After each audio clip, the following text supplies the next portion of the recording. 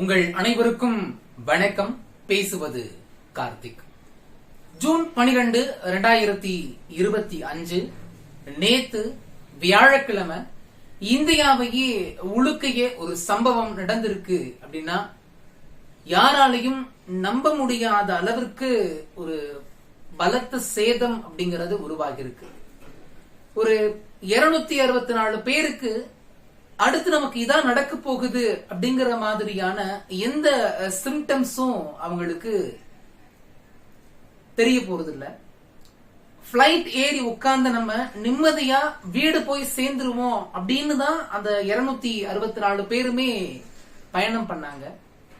அடுத்து என்ன ஆச்சு, அந்த பிளைட் எப்படி ஆக்சிடென்ட் ஆச்சு, பின்னாடி என்ன ஒரு காரணம் இருந்துச்சு, 264 பேருமே செத்துட்டாங்களா, எப்படி இறந்தாங்க, இங்க இருந்து பிளைட் ஒன்னு டேக் ஆஃப் ஆகி ஒரு ஊருக்கு போகுது, போற வழியிலேயே ஆக்சிடென்ட் ஆகும் அப்படின்றத அவங்க கனவுல கூட நினைச்சு பார்த்திருக்க மாட்டாங்க. பிளைட் தானே ஆக்சிடென்ட் ஆச்சு, பிளைட்டுக்கும் நமக்கும் என்ன சம்பந்தம், நம்ம பிளைட்ல போகல அப்படின்னு நம்ம எல்லாருமே நினைச்சுக்கிட்டு இருக்கலாம். ஆனா ஏதோ ஒரு இடத்துல உட்கார்ந்து சாப்பிட்டுட்டு வந்து அந்த வேலையை பார்க்கலாம், சாப்பிட்டுட்டு வந்து கிளாஸுக்கு போகலாம், சாப்பிட்டுட்டு வந்து பேஷண்ட பார்க்கலாம் அப்படின்னு சொல்லிட்டு முதல் சாப்பிட்டுக்குவோம் அப்படின்னு சொல்லிட்டு வேகமா மேல மொட்டை மாடிக்கு லைக் ஒரு செகண்ட் ஃப்ளோரோ தேர்ட் ஃப்ளோர்லயோ போய் முதல் மெஸ்ல சாப்பிடுவோம் அப்படின்னு சொல்லிட்டு சாப்பிட போன அந்த மருத்துவர்களுடைய நிலை, அந்த மருத்துவர்களுக்கு அப்படி ஆகுமா அப்படின்னு கேட்டோம்னா அதுவும் கேள்விக்குறிதான். நீங்க சாப்பிட வராதீங்க, இப்ப இந்த இடத்துல ஒரு ஏரோப்ளைன் வந்து ஆக்சிடென்ட் ஆக போகுது அப்படின்னு சொல்லியிருந்தா கூட அவங்க யாரும் நம்பியிருக்க மாட்டாங்க. அப்படித்தான் அந்த 264 பேரும் தங்களுடைய சொந்த ஊருக்கு போகிறதுக்கு அவ்வளோ ஹாப்பியா அந்த 264 பேரையும் லைக் வழி அனுப்புறதுக்காக அவங்களுடைய ஃபேமிலிஸா இருக்கட்டும் சரி, ஃப்ரெண்ட்ஸா இருக்கட்டும் சரி, கொலீக்ஸா இருக்கட்டும் சரி, எல்லாருமே அந்த ஏர்போர்ட்டுக்கு கண்டிப்பா வந்திருப்பாங்க. ஏறி உட்கார்ந்து அடுத்த ஒரு 2 நிமிஷத்துல 850 அடி உயரத்துக்கு போன அந்த ஏரோப்ளைன் திடீர்னு வேகமா டவுன்ஃபால் ஆகி ஒரு பில்டிங் மேல இறங்கி நிக்குது. எஸ், அகமதாபாத்ல நடந்த அந்த ஏர்கிராப்ட் பத்தி தான் இன்னைக்கு நம்ம இந்த வீடியோல பேச போறோம். வாங்க பேசுவோம். ஏர் இந்தியாவுடைய போயிங் 787 ட்ரீம் லைனர் அப்படின்னு சொல்லக்கூடிய அந்த ஏரோப்ளைன் இருக்கு இல்லையா, லைக் இதுதான் ஃபர்ஸ்ட் ஆக்சிடென்டா அப்படின்னு கேட்டோம்னா இல்ல அப்படின்னே சொல்லலாம். இதுக்கு முன்னாடி போயிங் மேனுஃபேக்சர் கம்பெனி, அதாவது அந்த ஏரோப்ளைனை மேனுஃபேக்சரிங் பண்ணக்கூடிய போயிங் அப்படிங்கிற அந்த கம்பெனியுடைய ஏரோப்ளைன் அப்படிங்கிறது கண்டினியூஸா நிறைய ஆக்சிடென்ட பண்ணி இருக்கு அப்படின்னே சொல்லலாம். 2010, 2018, 19, 20 அப்படின்னு சொல்லிட்டு அடுத்தடுத்து வரிசையா நிறைய உயிரிழப்புகள் அந்த போயிங் கம்பெனினால உருவாயிருக்கு. அதே போயிங் கம்பெனி தயாரிச்ச ஒரு ரக விமானம் தான் ஏர் இந்தியா வச்சு மெயின்டைன் பண்றாங்க. இந்த பிளைட் வந்து டெல்லியில இருந்து கிளம்பி அகமதாபாத்துக்கு காலையில கிளம்பி மதியம் ஒரு 12 o'clock கிட்ட வருது. Like Delhi to Ahmedabad travel பண்ண அந்த பேசஞ்சர் வந்து தன்னுடைய மொபைல் கேமரால அந்த பிளைட்டுக்குள்ள என்னென்ன ஒர்க் ஆகல, லைக் சீட்ல உட்கார்ந்து இருக்கோம் அப்படின்னா ஏசி ஒர்க் ஆகல, அந்த சீட்டுக்கு முன்னாடி ஒரு ஏவி இருக்கும் அது சரியா ஒர்க் ஆகல அப்படின்னு சொல்லிட்டு லைக் ஒரு பட்டன் பிரஸ் பண்ண அந்த பிளைட்ல வந்து நம்மள கவனிக்கிறதுக்காக ஒர்க்கர்ஸ் இருப்பாங்களே அவங்களுக்கு இன்டிமேஷன் போகக்கூடிய அந்த பட்டன் ஒர்க் ஆகல அப்படின்னு சொல்லிட்டு அந்த பிளைட்ல உள்ள நிறைய பிரச்சனைகளை வீடியோவா எடுத்து சோசியல் மீடியால அந்த பேசஞ்சர் அப்லோட் பண்ணியிருந்தார்.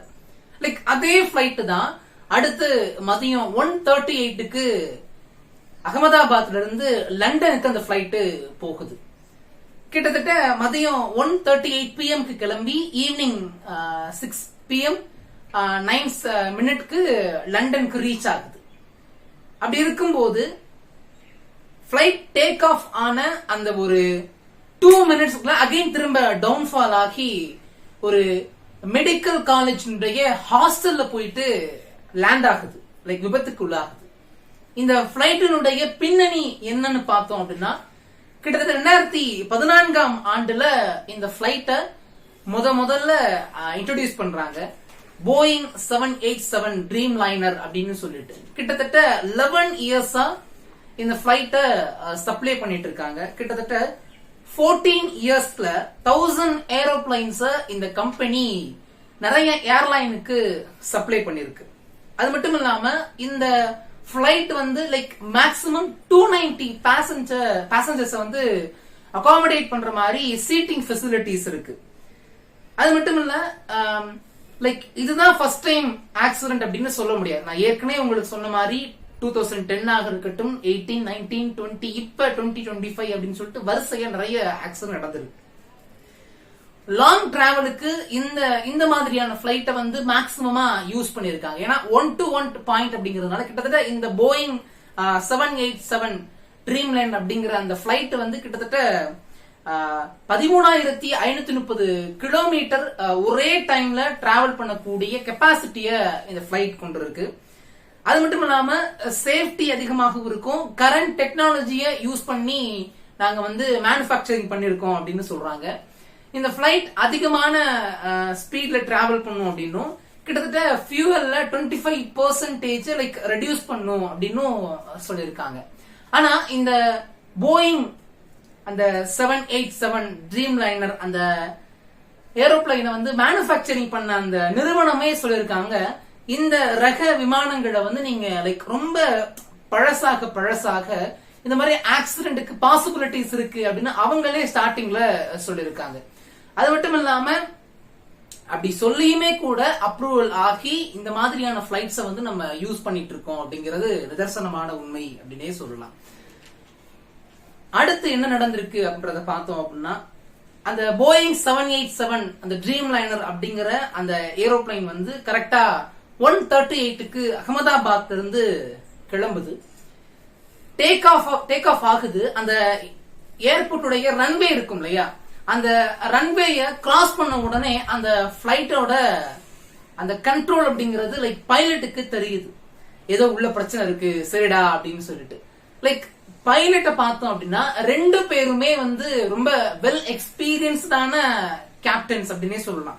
கேப்டன் சமித் சகர்வால் அவரும் சரி, கோ பைலட் கிளிவ் குண்டர் 2 பேருமே வந்து நல்ல ஒரு எக்ஸ்பீரியன்ஸான பைலட்ஸ் அப்படின்னே சொல்லலாம். லைக் பைலட்ஸ் மேல ஃபால்ட் இருக்கா அப்படின்னு கேட்டோம்னா, லைக் பிளைட் டேக் ஆஃப் ஆகுது. டேக் ஆஃப் ஆன உடனே அவங்களுக்கு தெரிஞ்சிருது பிளைட்ல ஏதோ ஒரு ப்ராப்ளம் இருக்கு அப்படின்னு சொல்லிட்டு உடனே அகமதாபாத்துடைய அந்த சென்டருக்கு கால் பண்ணி லைக் சொல்றாங்க.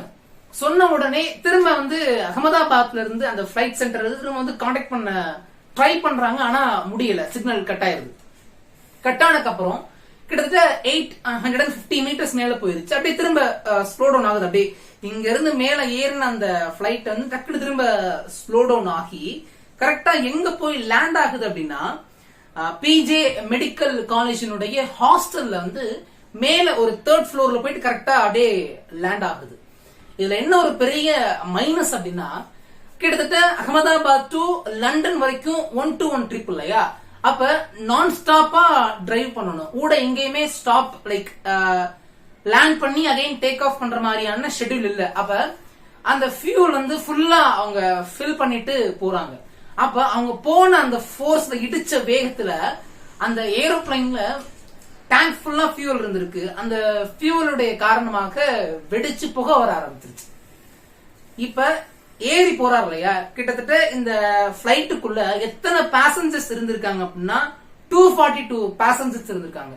அந்த 242 பேர்ல 12 பேர் வந்து இந்த க்ரூ மெம்பர்ஸ், லைக் 2 பைலட்டா இருக்கட்டும் சரி, அடுத்து அந்த சர்வ் பண்ணக்கூடிய அவங்களா இருக்கட்டும் சரி, 230 பேர் பேசஞ்சர்ஸ். அதுல 169 பேர் இந்தியன் சிட்டிசனா இருக்காங்க, 53 பேர் பிரிட்டிஷ் சிட்டிசன், ஒருத்தர் வந்து கனடியன் இருக்காரு, 7 பேர் வந்து போர்ச்சுகல். 242 பேர்ல கேப்டன் இறந்துட்டாங்க, எல்லா பேசஞ்சர்ஸும் இறந்துட்டாங்க. ஒரே ஒருத்தர் மட்டும் அதிர்ஷ்டவசமா உயிர் பிழைத்தார் அப்படின்னு சொல்றோம் இல்லையா. அந்த ஒருத்தர் எப்படி உயிர் பிழைச்சார் அப்படின்னா, லைக் பிளைட் மேல ஏறி திரும்ப டவுன்ஃபால் ஆகி ஓகே பிளைட் வந்து இடிச்சு எங்கேயோ கிராஷ் ஆக போகுது அப்படின்றது அவருக்கு தெரிஞ்சிருச்சு. கரெக்டா அவர் எங்க உட்கார்ந்து இருக்காரு அப்படின்னா 11A சொல்லக்கூடிய அந்த எமர்ஜென்சி எக்ஸிட் இருக்கும் இல்லையா, கரெக்டா அது பக்கத்துல உட்கார்ந்து இருக்காரு. அவர் அதை ஃபீல் பண்ண உடனே கரெக்டா அந்த எக்ஸிட்ட வந்து ஓபன் பண்ணி அவர் வெளியே குதிச்சிடுறாரு. அவரு குதிச்சது வந்து 100 மீட்டர்ஸ், 100 அடி மேலத்திலிருந்து அப்படியே குதிக்கிறாரு. குதிச்ச உடனே 100 அடியில இருந்து குதிச்சா ஒருத்தருக்கு என்னென்ன எங்கெங்க அடிபடும், எங்கெல்லாம் எலும்பு உடையும் அப்படின்றது நமக்கு தெரியும். ஆனா அவர் எப்படி அதிர்ஷ்டவசமா உயிர் தப்பினார் அப்படின்னா, ஒரு மணல் மேடு மாதிரி இருந்திருக்கு, அதுல கரெக்டா விழுந்துட்டாரு. அப்படி விழுந்ததுனால கை கால சிலாய்ப்போட எந்திரிச்சு பாக்குறாரு. அப்படியே பின்னாடி நெருப்பு எரிஞ்சிட்டு இருக்கு, புகை புகையா வந்துட்டு இருக்கு. தன்னை சுத்தி வந்து அப்படியே நிறைய சடலங்கள் கிடக்கிறத பார்த்துட்டு பயந்து எந்திரிச்சு ஓடி போறாரு அங்க இருந்து. அந்த 242 பேர் பயணம் பண்ணாங்க இல்லையா, 241 பேர் செத்து போக மிச்சம் ஒருத்தர் மட்டும் ஏதோ காட் கிரேஸ்னால மிராக்கிளஸ் ஹேப்பன் அப்படிங்கிற மாதிரி அந்த ஒருத்தர் மட்டும் உயிர் பிழைச்சிருக்காரு. கரெக்டா வந்து இது அந்த 1:35 இருந்து 2 o'clock இந்த இன்சிடென்ட் எல்லாமே நடந்துருச்சு. யாருமே எதிர்பார்க்கல இப்படி நடக்கும் அப்படின்னு சொல்லிட்டு.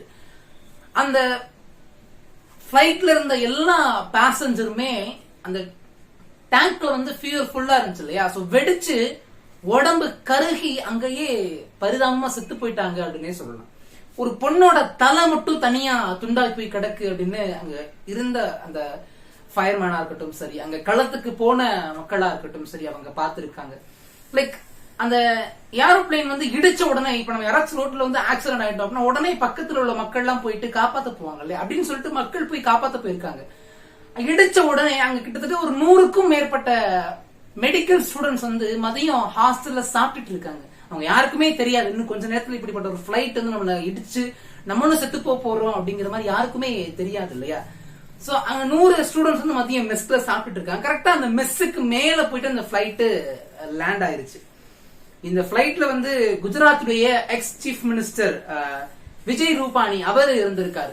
அவருடைய ஒய்ஃப கூட்டு வர்றதுக்காக இவர் லண்டன் போற வழியிலேயே இப்படி ஆயிடுச்சு. அது மட்டும் இல்லாம கேரளால இருந்து லண்டனுக்கு போய் நர்சிங் படிக்கணும் அப்படின்னு சொல்லிட்டு ஆசைப்பட்ட ஒரு பெண்ணுடைய வாழ்க்கையும் இந்த இடத்துல முடிஞ்சிச்சு அப்படின்னே சொல்லலாம். அது மட்டும் இல்லாம அந்த பெண்ணுக்கு வந்து 2 குழந்தைங்க இருக்காங்க அப்படிங்கறதும் ஒரு நிதர்சனமான உண்மை. ஒரு தாயை இழந்து அந்த 2 குழந்தைகள் எப்படி அடுத்தவங்களுடைய லைஃபை லீட் பண்ண போறாங்க அப்படிங்கறதும் ஒரு கவலைக்கிடமான ஒரு விஷயம். ராஜஸ்தான்ல இருந்து ஒரு ஃபேமிலி, கிட்டத்தட்ட ஹஸ்பண்ட் ஒய்ஃப் அவங்களுடைய 3 பசங்க அப்படின்னு சொல்லிட்டு லண்டன்ல போய் செட்டில் ஆகணும் அப்படின்னு சொல்லிட்டு ஆசைப்பட்டு அந்த பிளைட்ல ஏறி லண்டன்ல எல்லா பக்காவா பண்ணி முடிச்சு இங்க இருந்து போய் அங்க போய் வீட்டுக்கு போனா போதும் அப்படிங்கிற ஒரு ஆசை மட்டும்தான். ஆனா அந்த ஆசை எல்லாமே அந்த பிளைட்டோட தவிடுபொடி ஆயிருச்சு அப்படின்னு சொல்லலாம். இந்த ஒருத்தர் மட்டும் தப்பிச்சாரு அப்படின்னு சொன்னோம் இல்லையா, அவரு யாருன்னு பார்த்தோம் அப்படின்னா, அவர் வந்து இந்தியாவில பிறந்து பிரிட்டிஷ் போய் அங்க போய் இந்த ரெசிடென்ட் வாங்கி, அவர் பேர் ரமேஷ். அவர் வந்து அந்த எமர்ஜென்சி எக்ஸிட் வழியா குதிச்சு வேகமா ஓடி போயிருக்காரு. அவரை பக்கத்துல உள்ள ஜிஹெச்ல அட்மிட் பண்ணி ட்ரீட்மெண்ட் கொடுத்துட்டு இருக்காங்க. அது மட்டும் இல்லாம 2 பேர் இந்த பிளைட்ல இருந்து உயிர் பிழைச்சிருக்காங்க அப்படின்னே சொல்லலாம். ஒருத்தர் வந்து ரமேஷ் அப்படிங்கறது வந்து எமர்ஜென்சி எக்ஸிட் வழியா குதிச்சு வெளியே வந்துட்டாரு, அவரு ஒண்ணு. அப்ப இன்னொருத்தர் யாரு? மொத்தமே 242 பேர் அப்படின்னு சொன்ன கார்த்தி 241 பேர் இறந்து போயிட்டாங்க, மிச்சம் ஒரு ஆள் மட்டும் கீழே குதிச்சு தப்பிச்சு வந்துட்டாரு அப்படின்னு சொல்ற. அப்ப இன்னொருத்தர் யாரு அப்படின்னு ஒரு கொஸ்டின் வரும் இல்லையா, அது யார் அப்படின்னா பூமிகா சௌஹான் அப்படிங்கிற ஒரு பொண்ணு, ஒரு யங்ஸ்டர் வந்து அந்த பிளைட்ல அவங்களும் போயிருக்கணும். ஆனா அகமதாபாத்ல டிராபிக் பயங்கரமா இருந்திருக்கு. அந்த டைம்ல அந்த பிளைட்டை வந்து பிடிக்கணும் அப்படிங்கறதுக்காக எவ்வளவோ ட்ரை பண்ணிருக்காங்க, ஆனா அவங்களால முடியல. அதிர்ஷ்டவசமா காட் கிரேஸ் ஏதோ ஒரு கர்மா இருக்கு அப்படிங்கிற இதை ப்ரூவ் பண்ணும் விதமாக அவங்க அந்த பிளைட்டை மிஸ் பண்ணிட்டாங்க. மிஸ் பண்ணிட்டோமே அப்படிங்கிற அந்த ஒரு டென்ஷன்ல அடுத்த பிளைட் எப்ப அப்படின்னு பாத்துக்கிட்டு இருக்க அந்த ஒரு நேரத்துல இந்த ஒரு நியூஸ் வந்து அவங்களுடைய மனசை திடுக்கிட செய்யுது அப்படின்னே சொல்லலாம். 241 பேர் அப்படிங்கிறது வெறும் 241 பேர் மட்டும் இல்ல, 241 குடும்பம் அப்படின்னே சொல்லலாம். அவங்களுக்கு எவ்வளவோ கனவுகள் இருக்கும்.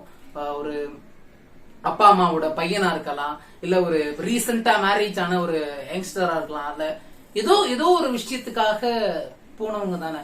அந்த சின்ன குழந்தைகளா இருக்கலாம், கிட்டத்தட்ட கை குழந்தைங்க 2 கை குழந்தைங்க இறந்து போன மாதிரிலாம் நியூஸ்லாம் வாசிக்கும் போது அவ்வளவு மனதிற்கு நெருடலாக இருக்கிறது அப்படின்னே சொல்லலாம். கிட்டத்தட்ட அகமதாபாத் அந்த ஏர்போர்ட்ல இருந்து 5 கிலோமீட்டர்ஸ் தூரத்துல இந்த ஒரு இன்சிடென்ட் நடந்திருக்கு அப்படின்றது அவ்வளவு வேதனை அளிக்கக்கூடிய ஒரு விஷயமாக இருக்கிறது. இதுல இந்த போயிங் 787 அப்படிங்கிற அந்த ட்ரீம் லைனர் ஏரோப்ளைனை வந்து ஏர் இந்தியா லைக் டாடா குழுமம் தான் வந்து அதை ரன் பண்ணிட்டு இருக்காங்க. அவங்க வந்து 3 விஷயத்த லைக் இந்த ஆக்சிடென்ட் மூலமா பாதிக்கப்பட்டவங்களுக்காக சொல்லியிருக்காங்க அப்படின்னு சொல்லலாம். ஃபர்ஸ்ட் ஒன் என்ன அப்படின்னா, லைக் இந்த ஆக்சிடென்ட்ல 241 பேர் இறந்து போயிருக்காங்க. அந்த 241 பேருக்குமே வந்து ஒவ்வொரு ஃபேமிலிக்கும் நாங்க வந்து 1 crore வந்து இழப்பீடா கொடுக்கிறோம் அப்படிங்கிற மாதிரி அவங்க சொல்லியிருக்காங்க. என்னதான் இழப்பீடு கொடுத்தாலுமே ஒரு உயிர் போச்சு அப்படின்னா திரும்ப கிடைக்காது அப்படின்றது எவ்வளவு நிதர்சனமான உண்மை. அடுத்து லைக் அந்த ஆக்சிடென்ட்னால பக்கத்துல நிறைய பேர் பாதிக்கப்பட்டிருப்பாங்க இல்லையா, அந்த பில்டிங் கீழே இருந்தவங்களா இருக்கட்டும் சரி, பில்டிங்குள்ள இருந்தவங்களா இருக்கட்டும் சரி, இன்னும் மெடிக்கல் காலேஜ் ஸ்டூடெண்ட்ஸ் எத்தனை பேர் வந்து இறந்து போயிருக்காங்க அப்படிங்கிற மாதிரியான எக்ஸாக்ட் ரிப்போர்ட் இன்னும் கிடைக்கல. அவங்களுக்குமே வந்து அவங்களுடைய மெடிக்கல் ட்ரீட்மெண்ட் எல்லாமே நாங்களே பார்த்துப்போம் அப்படிங்கிற மாதிரி ஒரு அஷூரன்ஸ் கொடுத்திருக்காங்க. லைக் தேர்ட் ஒன் என்ன அப்படின்னா, ஒரு பில்டிங் மேல போய் அப்படியே லேண்ட் ஆயிருக்கு இல்லையா, அந்த பில்டிங் வந்து ஃபுல்லா கொலாப்ஸ் ஆயிருச்சு. லைக் இறங்கின உடனே அந்த பில்டிங்குள்ள தூங்கிட்டு இருந்தவங்க, அது ஹாஸ்டல் இல்லையா, பில்டிங்குள்ள தூங்கிட்டு இருந்தவங்க, குளிச்சுட்டு இருந்தவங்க, பாத்ரூம் போயிருந்தவங்க, சாப்பிட்டு இருந்தவங்க சொல்லிட்டு அந்த பில்டிங்கை மொத்தமா ஆட்டம் காண ஆரம்பிச்சிருச்சு. அப்ப அந்த பில்டிங் வந்து திரும்ப வந்து ரீகன்ஸ்ட்ரக்ட் பண்ணி தருவோம் அப்படிங்கிற மாதிரியும் அஷூரன்ஸ் கொடுத்திருக்காங்க. லைக் இதையெல்லாம் தாண்டி என்ன ஒரு வலிக்கக்கூடிய ஒரு உண்மை என்ன அப்படின்னா, இப்படியெல்லாம் நடக்கும் அப்படிங்கறது முன்னாடியே இந்த ஏர் இந்தியாவுக்கு தெரியாதா, டாடா குழுமத்துக்கு தெரியாதா? ஏன் இதெல்லாம் முன்னாடியே தடுத்து வேற ஒரு பிளான ஏன் கொண்டு வந்திருக்க கூடாது அப்படிங்கிற ஒரு கேள்வி எனக்குள்ள அதிகமா இருக்குது. இத்தனை உயிர் அப்படிங்கிறது ரொம்ப எளிமையா எதுக்கு போறோம் அப்படின்னு போக கூடாது இல்லையா? அதுக்கடுத்து என்ன அப்படின்னா, லைக் இந்த போயிங் பிளைட் மேனுபேக்சரிங் கம்பெனியுடைய ஷேர் அப்படிங்கிறது சடனா 7.2% இந்த டவுன் ஆயிருச்சு அப்படின்னே சொல்லலாம். ஏன்னா அவ்வளவு தூரம் தரமான ஒரு மேனுபேக்சரிங் ஒரு பிளான வந்து எப்படி மேனுபேக்சரிங் பண்ணுவோம், அவ்வளவு குவாலிட்டியா இருக்கணும் இல்லையா? லைக் அது இல்லாததுனால அந்த கம்பெனியுடைய ஷேர் வந்து டக்குன்னு டவுன் ஆயிருச்சு. கிட்டத்தட்ட மிகப்பெரிய ஒரு இழப்பு அப்படின்னே சொல்லலாம். அந்த ஸ்பாட்டுக்கு லைக் ஆக்சிடென்ட் மதியம் வந்து இந்த நேரத்தில் நடந்திருக்கு, ஒரு 145-150 கிட்ட நடந்திருக்கு. நடந்த உடனே நம்முடைய உள்துறை அமைச்சர் திரு அமித்ஷாவா இருக்கட்டும் சரி, நம்முடைய பிரதமர் திரு நரேந்திர மோடியா இருக்கட்டும் சரி, எல்லாருமே வந்து அந்த இடத்த லைக் நேரில் ஆய்வு செஞ்சு என்ன நடந்திருக்கு ஏது நடந்திருக்கு அப்படின்றத பார்வையிட்டு இருக்காங்க. முக்கியமா அந்த ரமேஷ் அப்படிங்கிற 38 வயது அந்த நபர், ஒரே ஒருத்தர் மட்டும் தப்பிச்சார் இல்லையா, அவரை போய் நம்முடைய பிரதமர் அவர்கள் நேரில் பார்த்து உடல்நலம் விசாரிச்சிருக்காங்க. லைக் அந்த முதற்கட்ட ஆய்வுல தகவல்ல லைக் என்ன நடந்திருக்கும் இந்த ஆக்சிடென்ட்டுக்கு அப்படின்னு காரணம் பார்த்தோம் அப்படின்னா, லைக் 2 இன்ஜின் இருக்கு இல்லையா, அந்த 2 இன்ஜினுமே வந்து டேக் ஆஃப் ஆன உடனே 2மே அப்படியே அவுட் அப்படிங்கிற மாதிரியான ஒரு ரிப்போர்ட்டை கொடுக்கறாங்க. லைக் பறவை வந்து மோதுகிறதுக்கான வாய்ப்புமே அதிகமா இருக்கும் அப்படிங்கறதையும் வந்து லைக் முதற்கட்டத்துல சொல்லியிருக்காங்க. லைக் அந்த பிளேனுக்குள்ள இருக்கக்கூடிய இந்த பிளாக் பாக்ஸ் அப்படின்னு சொல்லுவாங்க, அதை வந்து லைக் சேஃபா எடுத்து அவங்களுடைய இன்வெஸ்டிகேஷனுக்கு கொண்டு போயிருக்காங்க அப்படின்னே சொல்லலாம். லைக் இருந்தும் வெயிட் பண்ணி பார்ப்போம் இன்னும் இந்த கேஸ்ல, இந்த ஆக்சிடென்ட்ல என்னென்ன திருப்பங்கள் வரப்போகுது அப்படின்னு சொல்லிட்டு. லைக் அந்த உயிரிழந்த அந்த 241 பிளஸ் அந்த மெடிக்கல் ஸ்டூடெண்ட்ஸ் எத்தனை பேர் உயிரிழந்தாங்களோ அவங்களுடைய குடும்பங்கள் எல்லாருக்கும் ஆழ்ந்த அனுதாபங்கள். லைக் தொடர்ந்து இணைந்திருங்க, பேசுவோம். நன்றி. வாழ்க தமிழ்.